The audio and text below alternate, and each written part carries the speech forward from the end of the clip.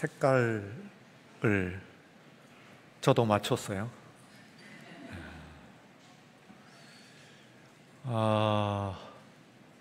지금 각 부서들이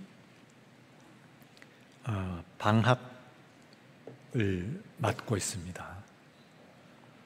이 방학을 하는 뜻은 교회 활동 가운데서 어느 부서들이 아주 핫한 계절이 다가오고 있다는 사실을 의미하는 것이기도 합니다. 다름 아닌 교육부죠. 교육부에 있어서는 1년 중에서 가장 바쁘고 그리고 집중적인 기간을 이 여름 기간 내에서 가집니다. 계절 내에서 가집니다. 그럴 수밖에 없는 것이 그나마 아이들을 집중적으로 모으고 교육할 수 있는, 신앙을 가르칠 수 있는 시간이 그나마 방학 때밖에 없기 때문에 그렇습니다. 워낙 요즘 아이들이 바빠요. 그래서 다른 부서들이 방학을 하는 것은 그냥 쉬라는 뜻이 아니고 오히려 이 교육부의 활동을 위해서 집중해달라는 그런 뜻입니다. 우리 교사들 여러분에게만 맡겨두지 말고 여러분들께서 관심을 가져주시고 우선 또 기도해 주시고 그리고 후원해 주시고 또 직접 참여해 주시고 또 어린이들이 있는 가정은 아이들을 보내주시고 이렇게 하실 때 우리 교회의 꿈이 살아날 줄로 생각합니다. 여러 번 들으셨죠? 이대로 가다가 보면은 우리가 2050년 그러니까 지금으로부터 25년 뒤면은 한국 교회가 반타작 이하로 내려갑니다. 지금 현재의 모습입니다. 그 점이 아니고 코로나의 습격을 받은 현재의 한국 교회의 절반의 그 숫자로 줄어들게 되어 있습니다. 25년 뒤에요. 바로 이 아이들이 자라나서 교회의 중심이 되어서 활동할 바로 그때가 아닌가 그렇게 생각이 됩니다. 물론 하나님의 계획과 하나님의 뜻 또 새로이 부르시는 하나님의 심령들이 분명히 있으실 줄로 생각을 합니다만 그러나 어쨌든 현재의 통계가 그렇습니다. 지금 학생들 추세 그리고 또한 출석하고 있는 통계 하는 것들을 전부 종합을 해서 보게 되면은 불과 25년 뒤에는 그렇게 된다. 그런 이야기가 되죠. 실로 교회의 존재, 특별히 한국 교회의 존재에 심각한 이야기가 되는데 그런 만큼 오늘 이 교육부의 의미가 얼마나 귀한가 하는 걸 다시 한번 생각을 해보게 됩니다. 그저 시간을 그 기간이 되어가지고 거기에 소속되어 성경 공부하는 그런 정도가 아니고 정말 각별한 그런 관심을 가지고 아이들에게 그 신앙을 굳건히 확고하게 심어주는 그런 교회 학교가 되어야 돼요. 그저 공부책에 있는 내용들을 가르치는 그런 정도가 되지 않아야 된다 그렇게 생각합니다. 그 일선에 서 있는 분들이 우리 교사 여러분들이시고 그리고 그 해당되는 아이들이 오늘 귀하게도 어린아이들이 중간에 섰는데 아마 저만 그런 것이 아니고 여러분들의 회중들의 눈길을 살피니까 눈빛을 살피니까 가운데 집중되어 있는 것을 저도 보게 되었습니다. 20년 힘이라 여기에 희망이 있습니다. 이 아이들에게 우리의 모든 희망을 겁니다 하고 여러분들께서 이제 갖는 그 희망의 눈길 그리고 사랑 그만큼 사랑과 그리고 애틋한 관심 이런 것이 쏟아지는 그런 찬양의 시간 아니었나 그렇게 생각합니다. 아이들도 분명히 심령이어서 느꼈을 겁니다. 얼마나 교회가 관심을 가지고 또 여러분들께서 얼마나 사랑을 가지고 또 희망을 걸고 바라보고 있는지 하는 것을 충분히 아마 느꼈을 것이라고 생각이 되고 이 아이들을 통해서 오히려 우리 사람의 계획과 사람의 통계는 한낱 숫자일 뿐이죠. 그러나 하나님께서는 언제나 그 놀라운 무에서 유를 창조하시는 우리 하나님 아버지 놀라운 하나님의 계획을 따로 갖고 계실 줄로 믿습니다. 예, 오늘은 소아시아 7교회 가운데서 마지막 한 교회를 남겨놓고 그 5번째와 6번째 교회, 곧 4대 교회와 그리고 빌라델비아 교회 두 교회에 주시는 하나님의 말씀을 오늘 읽었습니다. 1절부터 6절까지가 4대 교회에 주시는 말씀이고 7절부터 13절까지의 말씀이 바로 그 빌라델비아 교회에 주시는 말씀입니다. 이 4대 교회에는 4대라고 하는 말은 원문에서는 사르디스라고 하는 도시입니다. 그 사르디스 하는 건 지금도 남아있는 도시인데요. 어디에 있느냐면 터키의 동부의 아나톨리아 반도 들어보셨습니까? 지리를 조금 아시는 분들은 매우 유명한 세계사의 중심이 되는 지역인데요. 그 아나톨리아 반도의 동쪽 지역, 그 중에서도 그 동쪽 지역을 그 바다에 연한 지역이죠. 그 지역을 커버하고 있는 7개의 성경에 나와 있는 도시 가운데서 이제 4대와 그리고 인근에 빌라델비아라고 하는 도시가 있습니다. 도시는 도시입니다만 똑같이 편지가 보내지긴 했습니다만 4대라고 하는 사르디스 하는 도시는 아주 큰 도시고 부유한 도시고 그에 비해서 빌라델비아라고 하는 도시는 조그마한 도시이다. 도시라고 할 것이 없는 작은 마을 정도의 그런 도시다.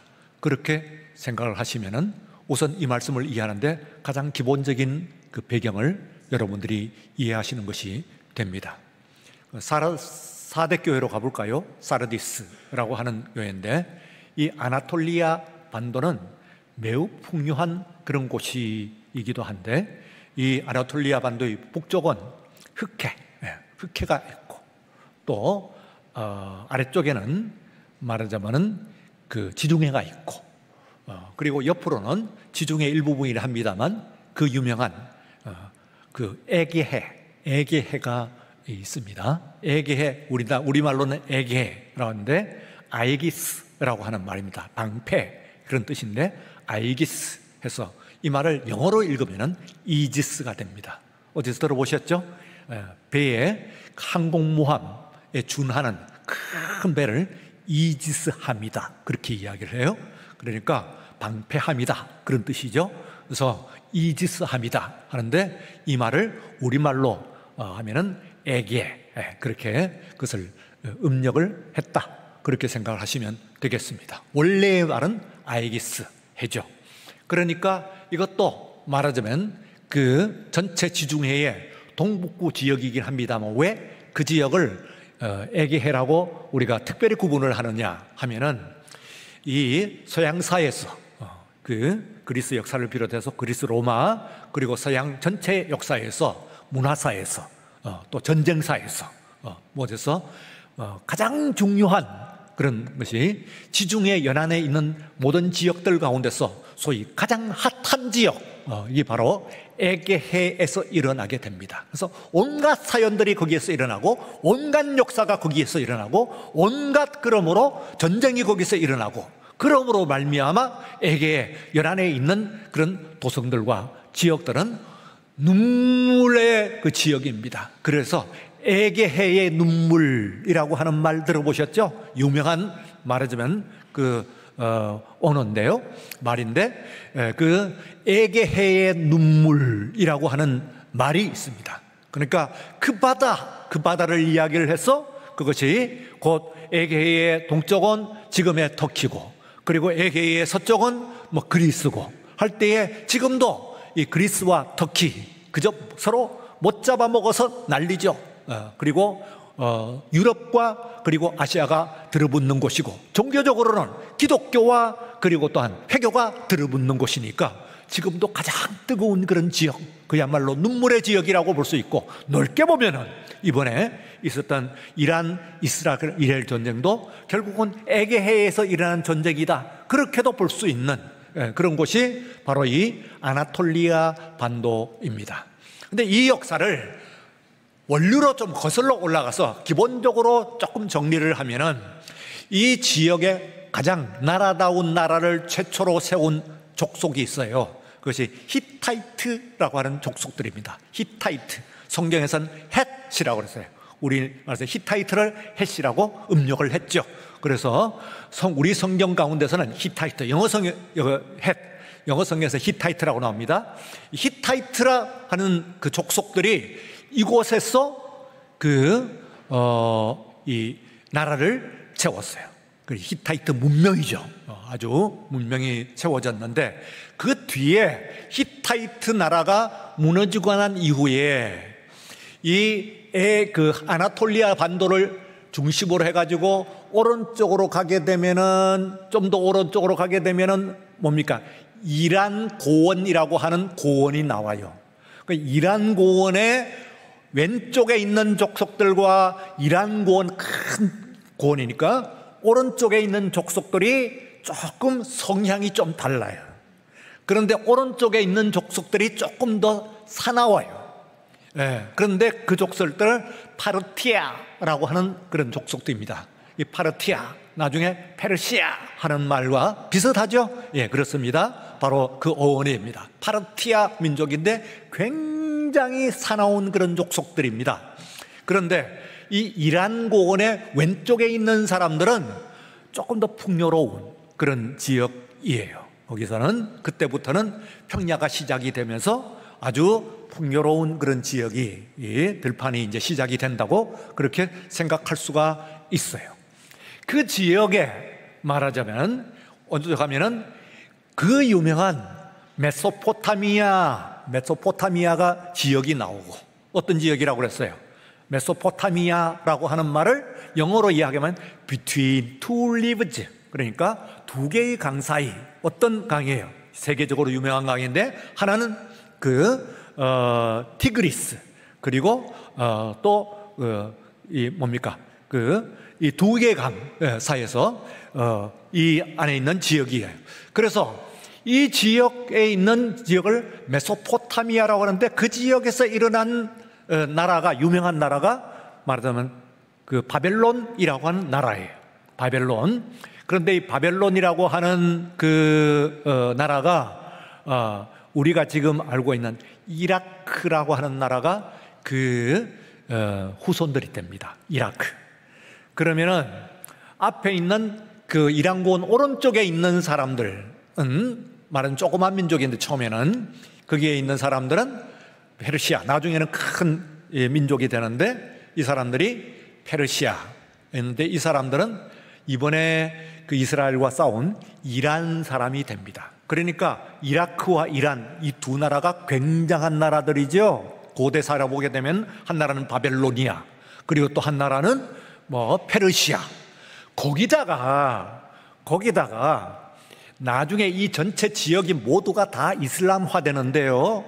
이 지역에 실제 이슬람이 일어난 곳은 아라비아 반도예요. 지금 사우디아라비아, 예멘 이런 그 지역이 있는 그 나라, 그 지역이 원래 이슬람 종교가 일어난 곳이에요. 그렇지만은 나중에 정작 서양을 무너뜨리고 비잔티움 콘스탄티노플이지요. 원래는 비잔티움이라고 했는데 그것을 콘스탄티노플이라고 했다가 지금은 이스탄불 하니까 이름이 그때마다 왜 바뀌는지 알겠죠? 역사가 바뀌는 거예요. 그러니까 비잔티움 하면은 그건 비잔틴 문명이고 콘스탄티노플은 제2의 로마, 아니 로마가 그쪽으로 옮긴 거예요. 동서로마의 중심일 뿐만 아니라 서로마가 망하고 전체 로마의 중심이니까 세계의 중심이지, 콘스탄티노플. 그런데 이 콘스탄티노플이 무너졌다고 하는 것은 기독교가 이슬람에 진 거예요. 기독교 일부분이 무너진 것이 아니고 기독교 전체가 이슬람에 전체적으로 졌어요.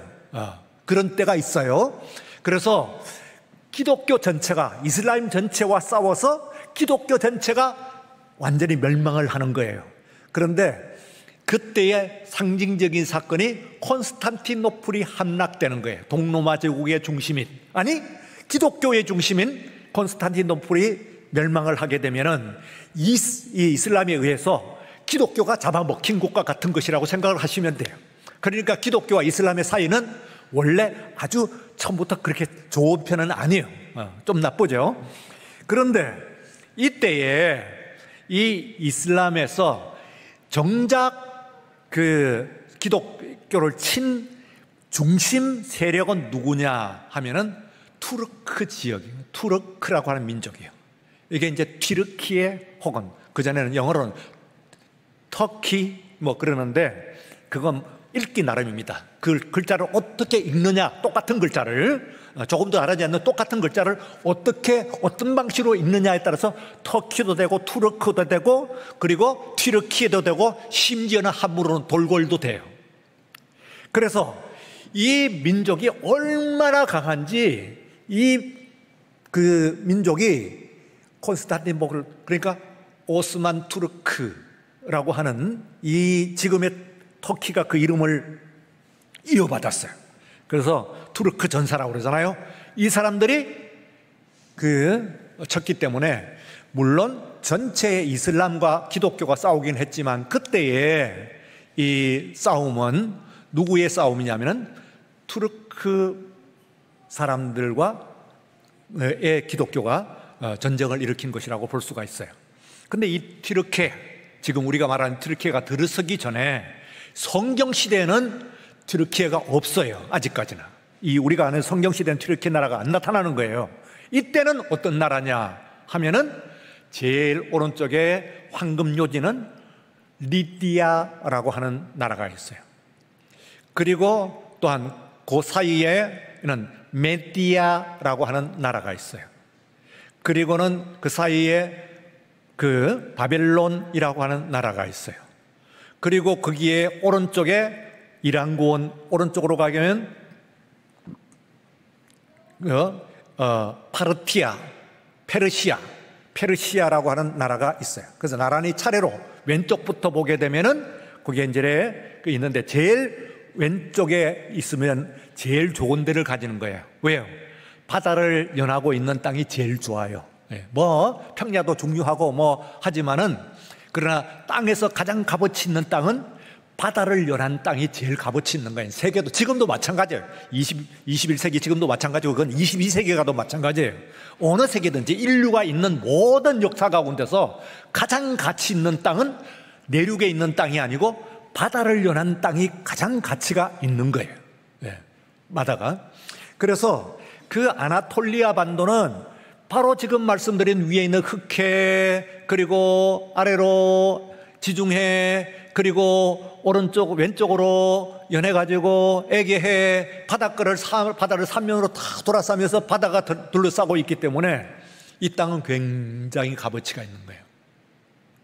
그래서 이 땅은 이 소아시아 7교회가 있는 그곳이 원래 리디아라고 하는 나라였는데 이 뒤에 그전에는 그저 이란고원 동쪽에 있는 나라는 속국, 어디에 속국이냐면 바빌론의 한낱 속국이었어요.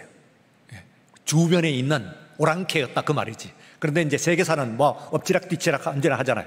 그러니까 언제나 지금 현재 소국이고 오랑캐국이었던 나라가 다음 세계에는 세계의 주인이 되는 것이 이 세상의 지구의 역사고 인류의 역사고 문화의 역사, 인간의 모든 역사가 다 그래요 지금. 그러니까 미국도 지금은 세계를 다 쥐고 흔드는데 미국도 언젠가는 멸망합니다. 그러니까 미국도 멸망해요. 그럼 그 다음 주인은 누군가요? 그럼 모르지요. 어느 나라인지. 그러나 그 뒤에 지금은 생각지도 못했던 나라가 일어나고 세계의 주인이 되는 것이 지금까지 뭐 예언 정도는 아니라도 지금까지 21세기 아니 2000년뿐만 아니라 4000년, 5000년, 6000년 인간의 모든 역사가 다 그래. 다 어느 역사면 변방에 있던 나라가 쳐가지고는 그 다음에 중심에 있던 나라가 무너지고 그게 이제 주인이 되는 그런 역사가 이제 그거는 나라에만은 아니에요. 나라만 아니고 인간의 그 개인사도 마찬가지입니다. 그래서 아무리 제가 여러 번 강조를 했죠. 아무리 이 나라가 멸망할 조짐은 어떠냐면은 견고하게 위에 상류층 부자가 부자가 되고, 서울대학, 아버지가 서울대학이 되고, 의사가 의사가 되고, 이 큰 교회 목사 아들이 큰 교회 목사 아들이 되고 하면은, 그건 무슨 뜻이냐 하면은 그 나라가 수명을 다했다는 뜻입니다. 멸망한다는 뜻이거든요. 그건 인간 법칙이 그래요. 사이클이 있기 때문에 그래요. 사이클이. 그래서 반드시 멸망하고 반드시 무너지게 되어 있어요. 반드시 그것은. 그래서 어느 나라의 어떤 청이, 뭐 조선이 500년이 왜 망했겠어요? 양반이라고 하는 사람들이 모든 권한과 모든 땅과 모든 것을 다 쥐었을 때 그건 멸망하게 되어 있는 거예요. 그건 뭐 자동 법칙이야. 역사의 법칙이고 인간 법칙이니까 그냥 다른 것도 아니고 이 나라가 지금 어디 가냐냐. 그 안에서의 그 가진 자와 가지지 않은 자, 그때 가진 자는 권력이든지 돈이든지 지위든지 이런 것들이 말하자면 서큘레이션을 하는 거예요. 막 휘저어가지고 이렇게, 좀 이렇게 하게 되면은 그건 안전한 나라고, 그렇지 않고 고정되어 있으면은, 그러면은 계속해서 가난한 자의 대물림, 억압받는 자의 대물림 계속해서 가면은 그거는 하나님 원치 않아요. 멸망하는 게끔 되어 있어요. 어쨌든 간에요. 파르티아 민족이 이란고원 동원에 있던 작은 바빌론의 작은 속국, 그것도 큰 속국도 아니고 작은 속국이었는데 이 민족이 발흥하기 시작합니다. 점점 커지기 시작한다는 거예요.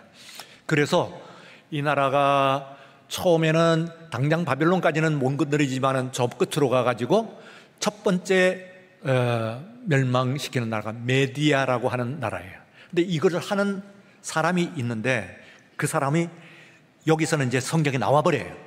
아주 중요한 한 인물이 나오는데 고레스라고 하는 사람이 나와요. 고레스, 기루스 이세라고 하는 사람인데요. 우리 성경에서는 고레스라고 하는 이름으로 나와요. 근데 어마어마하게 중요한 사람이에요. 세계사에서 이 고레스는 알렉산더, 그만큼 중요한 그런 인물이라고 보면 돼요. 페르시아를 페르시아 되게 만든 거거든. 한낱 바빌론의 작은 속국이었던 이란고원 동부에 있던 파르티아 나라를 가지고 세계의 주인으로 만든 사람이 바로 이 고레스라고 하는 사람이에요. 기루스 2세 이 사람인데, 이 사람은 처음엔 메디아를 멸망을 시켰어요. 그건 무슨 이야기냐 하면은 이란고원을 통일을 하고 그리고 바깥으로 얼굴을 내밀었다, 그런 뜻입니다. 그 다음에 두 번째는 바로 리디아라고 하는 나라를 멸망을 시켰어요. 그러니까 이 리디아를 멸망을 시켰다 하는 것은 지중해로 이제는 나갔다는 얘기죠. 그 세계적인 그런 큰 나라가 됐죠. 그 사이에 아직 뭐가 남았나요? 바빌론이 남았어요. 그런데 그 576년에 주전 576년 드디어 이 바빌론까지 멸망을 시켜버려요. 그러면 그 당시로서는 세계 통일이 된 겁니다. 세계 통일을 한 그 군주가 되는 사람이 바로 이 고레스라고 하는 사람이고, 거기다가 이 고레스는 다른 이 군주들은 아주 악랄한데 고레스는 관용, 포용 정책, 말해서 알렉산더, 징기스칸 이런 나라 사람들은 영웅이죠. 그래서 다 그 사람들에서는 그레이트를 붙여요. 알렉산더 더 그레이트, 징기스칸 더 그레이트. 마찬가지로 기루스 더 그레이트, 이 사람도 더 그레이트라고 붙여요. 그런데 모든 나라들의 정복자들은 굉장히 사납고 잔인해요. 근데 예외적으로 기루스라고 하는 사람은 포용과 관용 정책을 펼쳤어요. 어느 정도로 포용과 관용 정책을 했냐면은 바벨론이 멸망될 때에 그때 왕이 벨사살이라고 하는 사람, 벨드사살이라고 하는 왕인데, 이 사람 밑에 있는 신하들, 장군들, 국민들이 자기 나라가 정복되어 가지고 고레스가 자기 나라를 점령하고 통치해 주기를 바랐어. 물론 다는 아니겠지. 그렇지만은 거의 갖다 바친 꼴이에요. 그러니까 아무리 큰 세계적인 대제국도 마음이 그렇게 돌아서 버리면, 국민의 마음이 돌아서고, 그리고 또 그 밑에 있는 신하들 그리고 병사들의 마음이 그렇게 돌아서 버리면은 그건 끝난 거지 뭐야. 바벨론이라는 위대한 대제국이거든요. 그 대제국에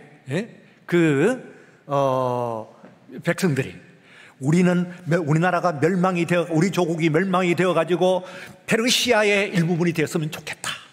그 나라에 있는 신하들이 우리가 나라가 망해갖고 저 왕이 물러가고 그리고 고레스가 다스리는 왕이 되었으면, 나라가 되었으면 좋겠다, 이렇게 생각했다는 거예요. 그러면 고레스가 어느 정도의 사람인지 알겠죠.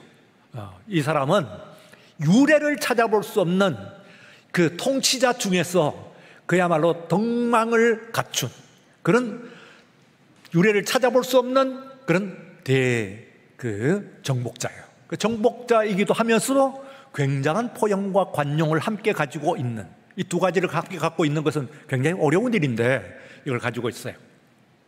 그래서 이 삼국을, 나라를 멸망했는데 메디아를 멸망시키는 세계로 진출했고, 리디아를 가진 것은 어떤 것이냐면은 바로 이 리디아 나라에 이 성경이 쓰여질 때 당시는 7개 그 교회 중에서 제일 중심이 에베소입니다. 에페수스, 이 소아시아의 주도예요. 근데 그 옛날에 사르디스라고 하는 나라가, 그 리디아라고 하는 나라가 있었을 때의 이 도시는, 주도는 어디냐면은 사드였습니다. 근데 여기는 뭘로 유명하냐 하면은 금이 엄청나게 나오는 거예요. 금이. 그래서 세 가지로 정리를 하면은 메디아 나라를 점령한 것은 세계의 얼굴을 내민 것이고, 그리고 그 리디아 나라를 점령한 것은 세계의 재물을 쥔 것이고, 재물 중요하죠. 재물을 쥔 것이고, 마지막으로 바벨론을 점령한 것은 세계의 모든 통치권을 쥔 것이다, 그렇게 생각해요. 그러니까 거기에 있는 사람들은 수없이, 그 뒤도 뭐 알렉산더의 침략도 받고 로마의 침략도 받고 막 끝없이 이게 황금도 나고 비옥하기도 하고, 그리고 또한 그 길목이기도 하고 옛날 그 수도이기도 하고 하니까 그 사대에 있는 사람들은 수없이 죽음에 직면했어요. 심지어는 그 지역이 지진이 잘 나는 데입니다. 그래서 무슨 지각판인가 하여튼 뭐 있어요. 그래서 지진이 잘 나는데요.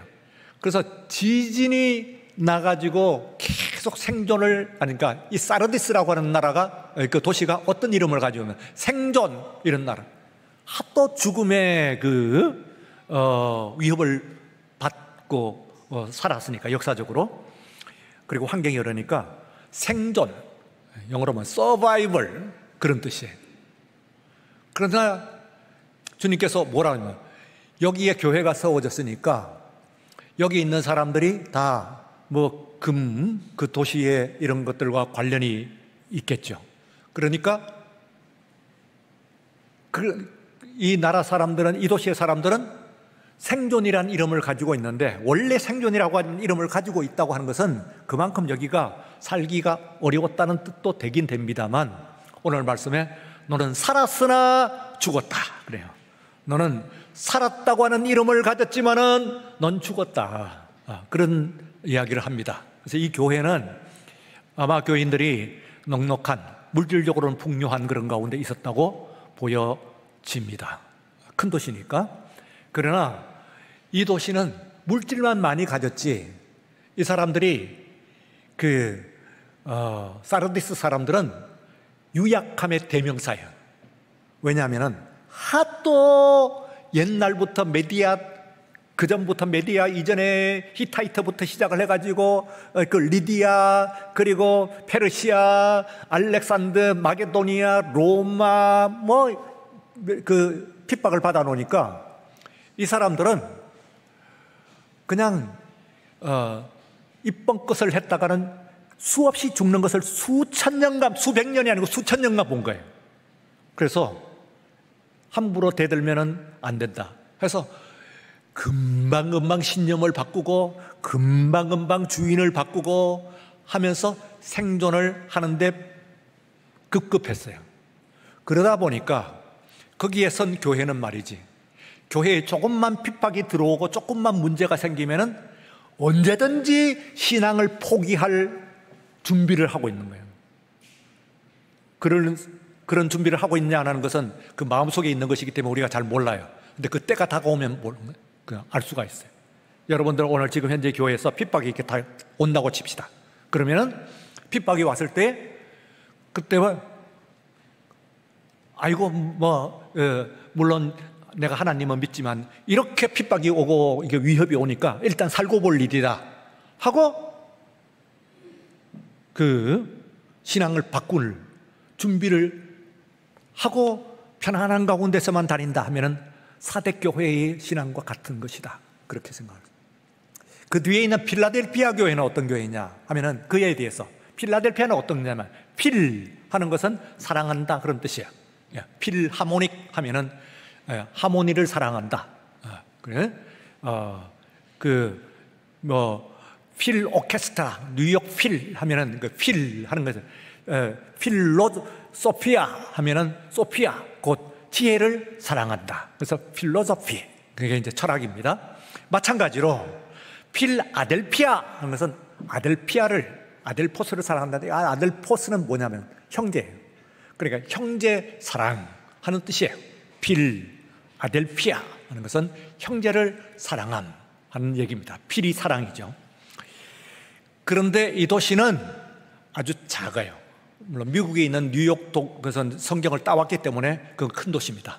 미국의 뉴욕에 있는 필라델피아는 제법 큰 도시예요. 그렇지만은 이 지역에 있는 원래 필라델피아라고 하는 이름을 갖고 있는 이 도시는 아주 작은 그런 마을이었어요. 그러니까 주님께서는 이 작은 마을에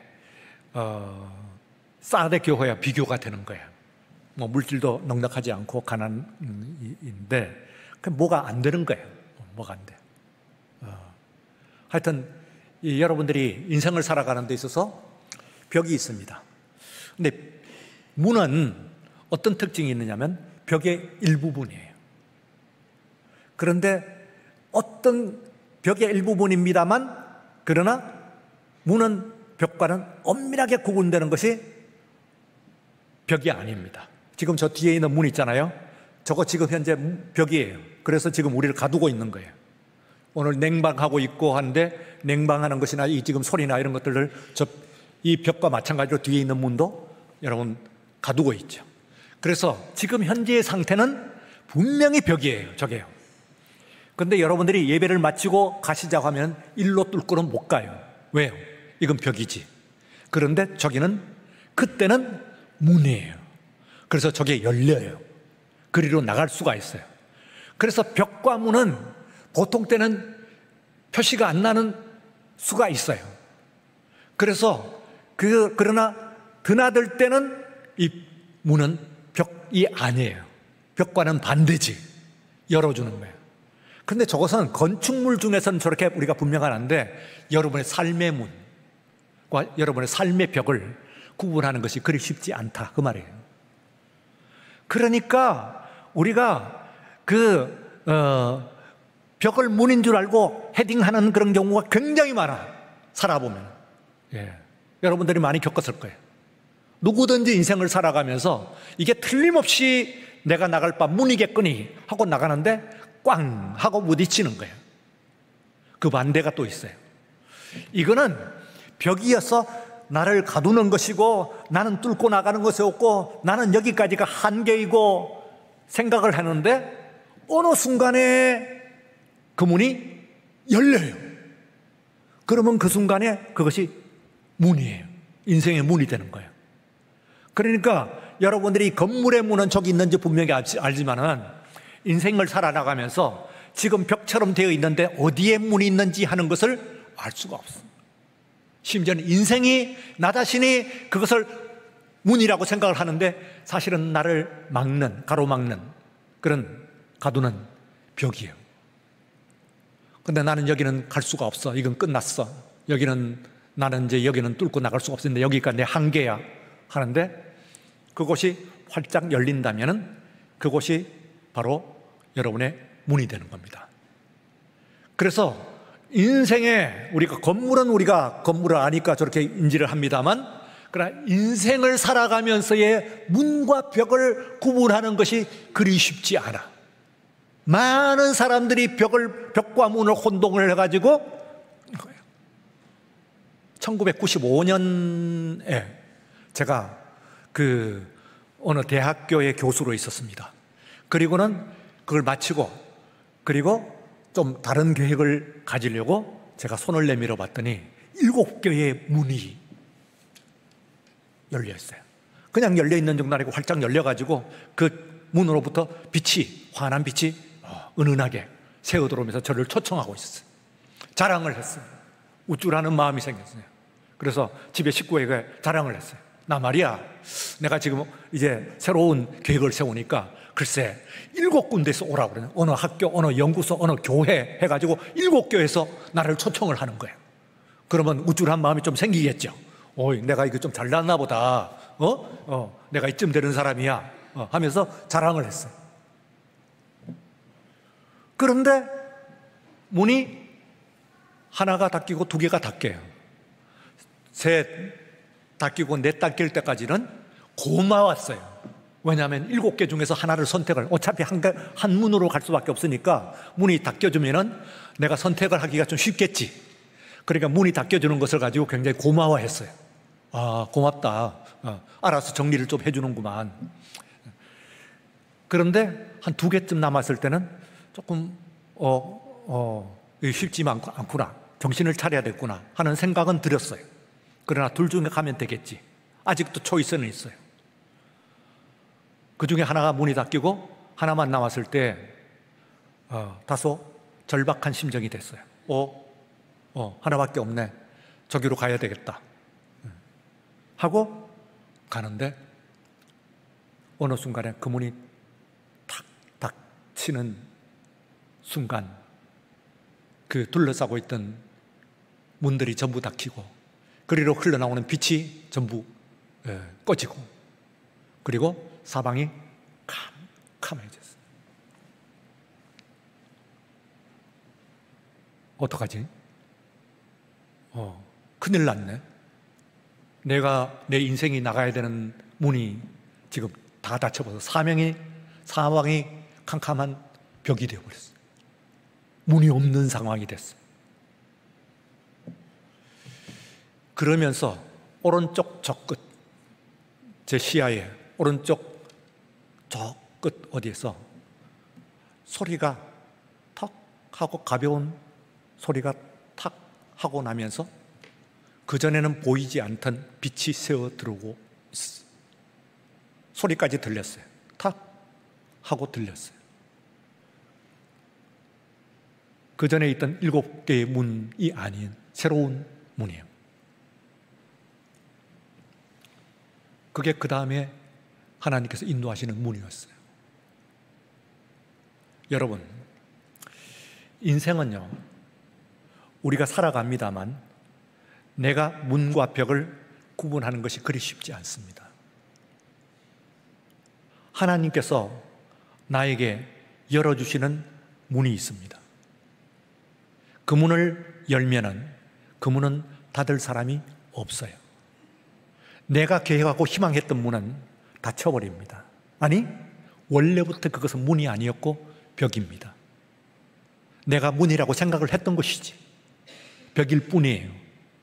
그런데 내가 생각지도 않았던 곳에서 새로운 희망의 문, 새로운 진로의 문이 열려지는 것이 하나님의 인도하신 줄로 믿습니다. 그래서 오늘 여러분 이제 남아있는 거잖아요. 나이 드신 분은 나이 드신 대로, 또 우리 어린이들은 어린이로 갈 길이 많은데 가는 모든 길들이 있어요. 이거요, 내 계획과 뜻이 아니에요. 하나님의 계획과 분명한 뜻이 있고 하나님께서 그 문을 열어주시는 것만이 참된 진정한 나의 인생의 문인 것을 믿으시길 바랍니다. 그래서 그 문은 열면은 닫을 사람이, 다윗의 열쇠를 가지고 있어서 열면은 닫을 사람이 없고 닫으면 열 사람이 없어요. 사대교회에 있는 사람들은 자기들이 모든 것이 열려 있는 줄로 생각해서 물질을 가지고 있고, 그리고 처세를 잘하면 얼마든지 살아남을 수 있는, 생존할 수 있는, 서바이벌 할 수 있다고 생각을 했어요. 그러나 그 문은 닫혀. 그러나 나는 벽이라고 생각하고 아무런 희망이 없다고 생각하지만은 하나님께서 여러분 한 분 한 분을 사랑하셔서 주님의 소명을 주시고 부르시는 그 길이 분명히 준비되어 있는 것을, 예비되어 있는 것을 여러분들을 믿으시기 바랍니다. 그래서 우리 주님께서 열면 닫을 사람이 있고 닫으면 열 수가 없는 주님께서 주권을 가지신 그런 모든 내 인생에 있어서의 모든, 이 나라도 마찬가지죠. 이 사회가 할 때 아무리 내가 원하고 뭐 어떻게 되었으면 좋겠다 뭐 합니다만, 그러나 열지 않으시면 열어주시지 않으면 열리지 않아요. 하나님의 축복이 있어가지고 오늘 이 대한민국이라고 하는 70년 역사가 여기까지 왔잖아요. 열어주시는 가운데서 그때는 다 죽는 줄 알았지만 축복과 번영의 문으로서 오늘 여기까지 왔어요. 우리가 두 마음, 사대교회와 같은 마음을 가지고 내가 계획하고 내 돈으로, 내 능력으로, 내 꿈으로 한다고 하는 건 다 닦여버릴 수가 있어요. 오늘 가장 필요한 것은 그러므로 주님께 기도하는 일인 줄로 믿습니다. 오늘 이 시간 우리에게 일한 것은 주님께서 임재하시는 거예요. 주님의 임재. 주님께서 오늘 이 시간에 우리들 가운데 출석하셔야 돼요. 이 자리에 함께 하셔요. 그래야 여러분의 인생의 문이 열려지는 것이지, 세상적으로는 열려지는 것처럼 그건 닫혀지는 거예요. 닫히는 거예요. 오늘 이 시간에 주님의 임재 아래서 여러분의 개인과 가정과 그리고 교회와 그리고 속한 이 나라와 이 민족의 문이 열려지는, 새로운 문이 열려지는 오늘 놀라운 주님의 임재를 체험하시는 오늘 이 밤 시간이 되시기를 축원합니다. 임재 우리 찬양 문하겠습니다.